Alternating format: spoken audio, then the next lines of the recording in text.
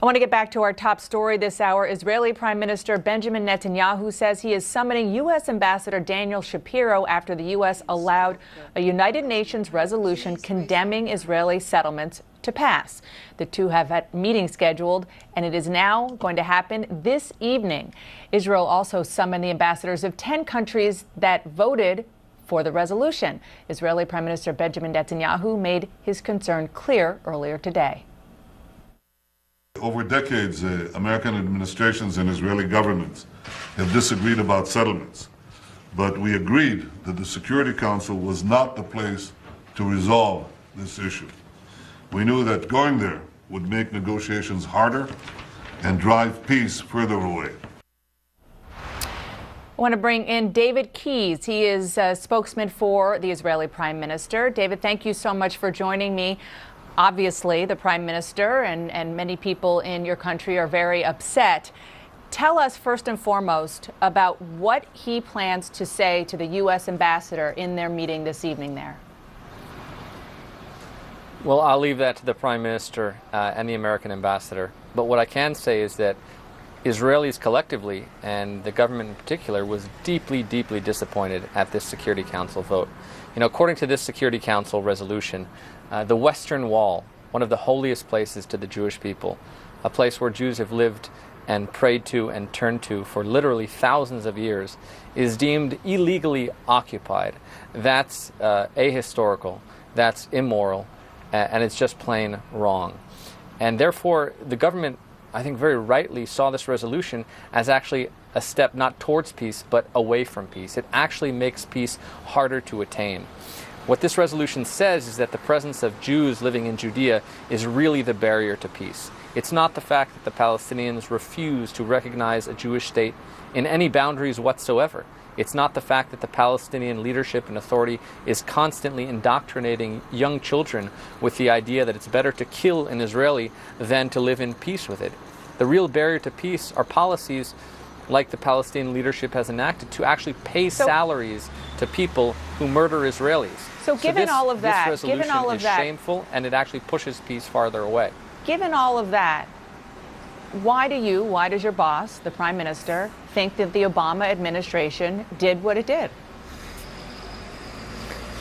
Well, we have ironclad information, frankly, that the Obama administration really helped push this resolution and helped craft it from sources internationally and from sources in the Arab world. And it's really an unfortunate legacy, a kind of last-minute jab at Israel that actually distances peace. And I applaud leaders of both the Democratic and Republican parties who have come out and blasted this deeply anti-Israel resolution, this resolution that unfairly targets Israel from a body which to say is biased would truly be to understate. David, let me just stop you right there. You are saying you have ironclad information, effectively, that the U.S. engaged in collusion with the Palestinians to get this resolution passed.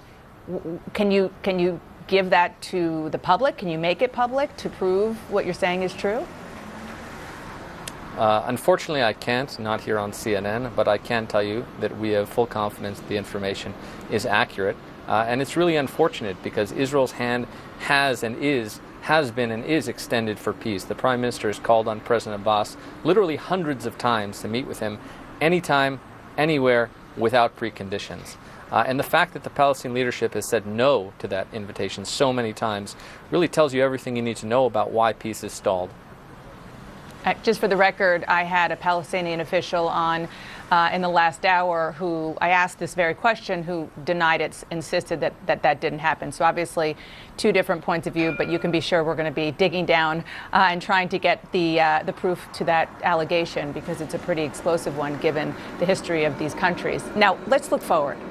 Actually, before we do that, I do want to ask you one question about this meeting tonight. The fact that he, the Prime Minister, is meeting with President Obama's ambassador, somebody who's not going to be there in 20 plus days. I mean, diplomatically, isn't that a waste of time, considering the fact that he's going to have a whole new administration, a whole new cast of characters to work with? Does he just want to have a chance to basically slap him on the wrist in person, in private? I don't think it's a waste of time at all. I think it's a very important message to send, that those who claim that the Western Wall is illegally occupied territory, those who allow such deeply anti-Israel and one-sided resolutions to pass, need to be told the truth. And the truth is that we're not illegally occupying places like the Western Wall. The truth is that our hand is always extended for peace. And the truth is that the real barrier to peace here is not the presence of Jewish communities in Judea. The real barrier to peace here is the fact that the Palestinian leadership refuses to recognize a Jewish state in any boundaries whatsoever. So, frankly, I'm very glad that this message is being sent to the world about the truth of this deeply anti-Israel resolution.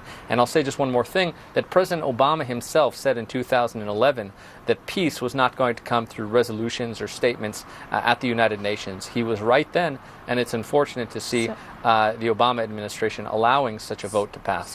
So let's look ahead, and perhaps we can do so on a hopeful note. I want to play for you something that Hussam Zalmat said to me in the last hour. He is a Palestinian leader and advisor to Mahmoud Abbas about looking forward to the Trump administration and the possibilities then. Take a listen. He hoped that President-elect Trump will really start focusing on us, and our hands are extended, our hearts are open, our hopes are high, and our prayers in the Christmas Eve is that he is going to be the one who's going to make the deal. Absolutely, we are willing, we are ready to move with him towards the journey of peace. We need it, the Israeli people need it, the region needs it, and the U.S. needs it. We just need to really focus on how do we tell Netanyahu that you can no longer have the cake and eat it too. Okay, so the Prime Minister Netanyahu has made it very clear that he is looking forward to a Trump administration too. Does that give you hope, what you just heard, that perhaps a new administration in the U.S. with a very different approach and a different history, maybe a lack thereof, could be what's needed?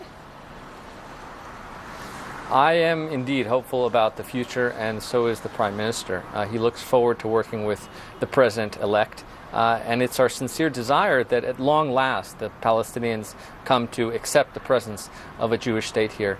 And there's a number of things that could be done, from stopping this horrific culture of hate where Palestinians are teaching young children to lust for death and to try to want to kill Israelis by paying them a monthly salary. You know, that's what happens today, is that anybody who murders an Israeli is actually paid a monthly salary. So Israel is hopeful despite those challenges, but real peace is based off mutual recognition and mutual dignity. And we stand ready to make peace with any partner that's willing to have peace with us, so long as they both recognize our right to exist and aren't a threat to our very existence.